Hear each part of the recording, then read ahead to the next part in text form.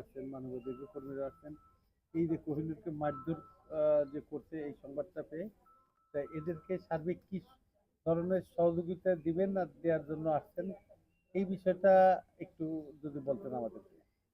আমরা আমি জাবিলা খাতুন, আইনজীবী, বাংলাদেশ সুপ্রিম কোর্ট এবং মানবাধিকার আইনজীবী হিসেবে আছি। আমি এখানে কইনুর আপা মানবাধিকারের অভিযোগ দেয় সেই তাকে যে মারধর করছে এবং তাদের পূর্ব শত্রুতা মানে জমি জমা নিয়ে, এই যে যারা বিবাদী তারা জমি জমা নিয়ে দীর্ঘদিন থেকে এদের জমি জমা তার দখলে আছে এবং তারা যাতে এই সম্পত্তি ভোগ দখল করতে না পারে এবং তার অভিযোগের ভিত্তিতে কিন্তু আমরা এখানে আসছি মানবাধিকারের পক্ষ থেকে।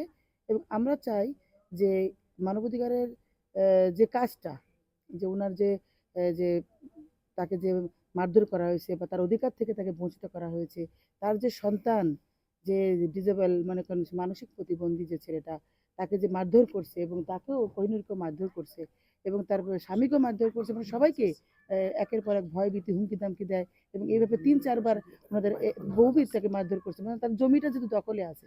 আমরা চাচ্ছি তাদের এই জমিটা ফিরিয়ে দেওয়ার জন্য, তাদের অধিকারটা ফিরিয়ে দেওয়ার জন্য এবং এই যে মারধর করে তাদেরকে যে এই মানে এটা এটা সুব্যবস্থা তারা করে দিতে পারি মানবাধিকারের পক্ষ থেকে, তাদেরকে আইনি ব্যবস্থা করে দিতে পারি যাতে করে তাদের জমি জমা ফেরত পায় এবং আইনি মানে প্রতিকার পায়। এটা ফিরিয়ে দেওয়ার জন্যই কিন্তু আমরা এখানে আসছি।